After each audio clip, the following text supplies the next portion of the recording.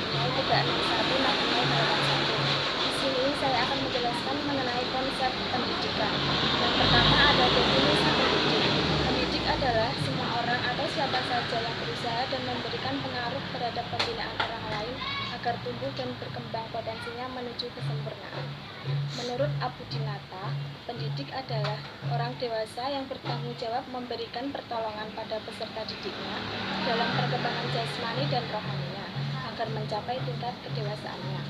Sedangkan dalam perspektif pendidikan Islam, pendidik adalah orang yang bertanggung jawab terhadap perkembangan peserta didik dengan upaya mengembangkan seluruh potensi peserta didik.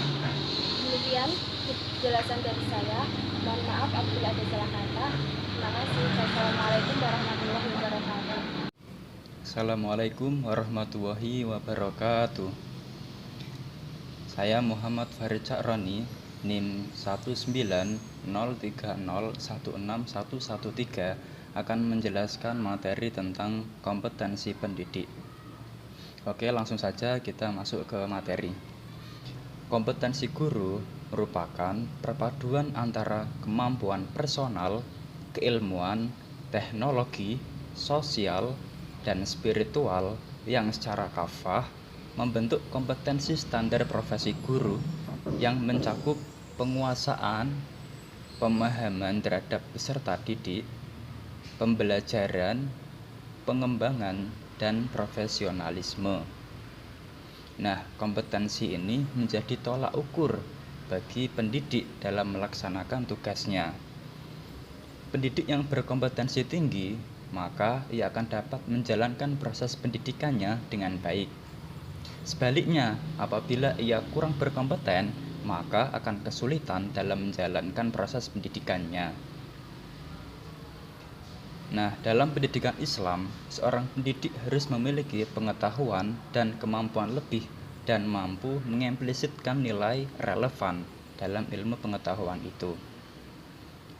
Nah, hal itu dapat didasari dari mencontoh dari tuntunan Nabi Shallallahu Alaihi Wasallam, karena beliau mengedepankan atau telah memiliki bekal kepribadian personality yang berkualitas unggul. Nah, kompetensi apa saja yang harus dimiliki seorang pendidik? Yakni ada 4. Yang pertama, kompetensi pedagogik. Kompetensi pedagogik yaitu kemampuan mengelola pembelajaran peserta didik yang meliputi pemahaman, perancangan, pelaksanaan, evaluasi, dan pengembangan peserta didik untuk mengaktualisasikan berbagai potensi yang dimilikinya. Nah, kompetensi ini dijabarkan yang pertama yaitu menguasai karakteristik peserta didik. Yang kedua, menguasai teori belajar dan prinsip-prinsip pembelajaran. Yang ketiga, mampu mengembangkan kurikulum. Selanjutnya, yakni memanfaatkan teknologi informasi dan komunikasi. Berikutnya, berkomunikasi secara efektif, empatik, dan santun. Kemudian, menyelenggarakan penilaian dan evaluasi proses dan hasil belajar. Dan selanjutnya, yakni melakukan tindakan reflektif. Kemudian, kompetensi yang kedua yakni kompetensi kepribadian. Kompetensi kepribadian dalam pendidikan Islam dikaitkan dengan kepribadian agamis. Artinya, pada dirinya melekat nilai-nilai lebih yang akan diinternalisasikan kepada peserta didiknya. Misalnya kejujuran, musyawarah, kebersihan, keindahan, kedisiplinan, ketertiban, dan sebagainya. Nah, kompetensi ini meliputi bertindak sesuai norma, berakhlak mulia, arif dan berwibawa, memiliki etos kerja, tanggung jawab yang tinggi, dan menjunjung tinggi kode etik profesi guru. Kompetensi yang ketiga yakni kompetensi sosial. Kompetensi sosial yaitu kemampuan pendidik sebagai bagian dari masyarakat untuk berkomunikasi dan bergaul secara efektif dengan masyarakat pendidikan itu. Sikap gotong royong, tolong menolong, egalitarian, yakni persamaan derajat antar sesama manusia, sikap toleransi, nah itu harus dimiliki pendidik untuk selanjutnya diciptakan dalam suasana pendidikan Islam dalam rangka transinternalisasi sosial dan transaksi sosial antara pendidik dan anak didik. Kemudian kompetensi terakhir yakni kompetensi profesional. Kompetensi profesional yaitu kemampuan untuk menjalankan tugasnya secara profesional. Dalam arti mampu membuat keputusan keahlian atas beragamnya kasus serta mampu mempertanggungjawabkannya. Nah, kompetensi ini dijabarkan ia harus belajar dan mencari informasi tentang materi yang akan diajarkan. Kemudian menguasai dan menghubungkan dengan konteks-konteks komponen secara keseluruhan melalui pola yang diberikan Islam dan mengamalkan terlebih dahulu informasi tersebut, memberi hadiah dan hukuman dalam rangka memberikan persuasi dan motivasi dalam proses belajar, memberikan uswatun hasanah dan meningkatkan kualitas dan keprofesionalannya, dan berkemampuan tinggi dalam transfer of head, dan transfer of hand kepada anak didik dan lingkungannya. Demikian yang dapat saya sampaikan, kurang lebihnya mohon maaf. Wassalamualaikum warahmatullahi wabarakatuh. Assalamualaikum warahmatullahi wabarakatuh. Saya Afil Irsasyan Julmi akan sedikit menyampaikan tentang sikap pendidik sebagai pemimpin terhadap peserta didik. Gaya kepemimpinan guru. Sekolah dan kelas adalah suatu organisasi di mana guru adalah sebagai pemimpinnya. Guru berkewajiban mengadakan supervise atas kegiatan belajar murid, membuat rencana pengajaran bagi kelasnya, mengadakan manajemen belajar sebaik-baiknya, melakukan manajemen kelas, dan mengatur disiplin kelas secara demokratis. Menurut Ahmad Rohani, gaya atau tipe kepemimpinan guru ada 3, yaitu otoriter.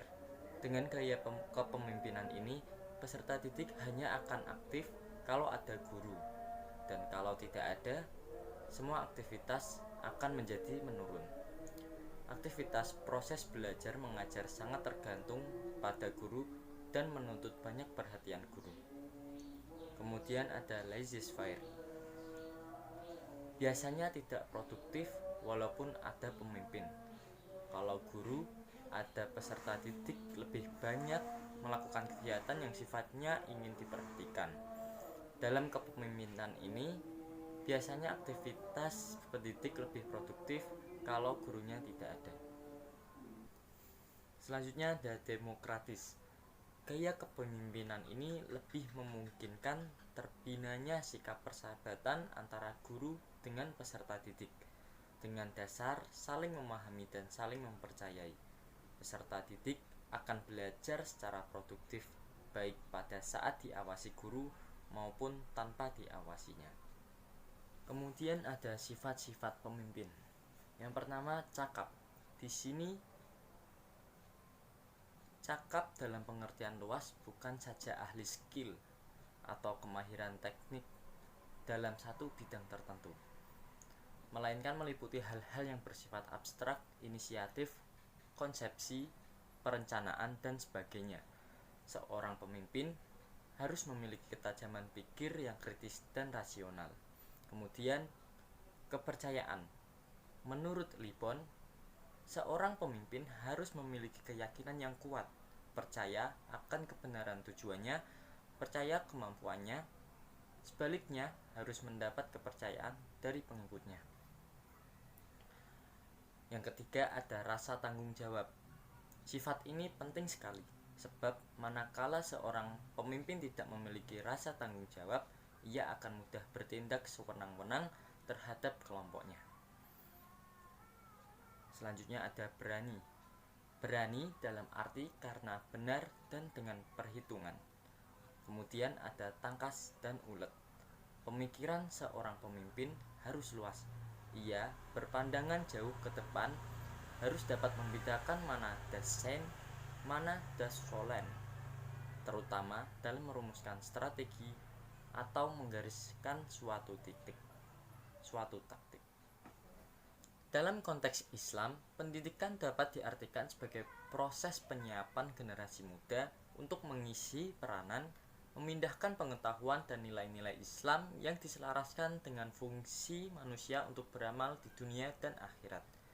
Dalam redaksi yang lebih lengkap, tujuan pendidikan Islam merupakan program bimbingan, yaitu pemimpin, tuntunan, dan usulan, oleh subjek didik terhadap perkembangan jiwa, yaitu pikiran, perasaan, intuisi, dan sebagainya, dan raga objek didik dengan bahan-bahan materi tertentu, pada jangka waktu tertentu, dengan metode tertentu, dan dengan alat perlengkapan yang ada ke arah terciptanya pribadi tertentu, disertai evaluasi sesuai dengan ajaran Islam. Menurut Imam Al-Ghazali, ada beberapa etika yang wajib dilakukan oleh seorang guru, di antaranya sebagai berikut. Pertama, bersikap lembut dan kasih sayang kepada para pelajar. Kedua, seorang guru tidak meminta imbalan atas tugas mengajarnya. Ketiga, tidak menyembunyikan ilmu yang dimiliki sedikit pun. Keempat, menjauhi akhlak yang buruk dengan cara menghindarinya sedapat mungkin. Kelima, tidak mewajibkan bagi pelajar agar mengikuti guru tertentu dan kecenderungannya. Keenam, memperlakukan murid sesuai dengan kesanggupannya. Ketujuh, kerjasama dengan murid dalam membahas dan menjelaskannya. Yang terakhir, seorang guru harus mengamalkan ilmunya.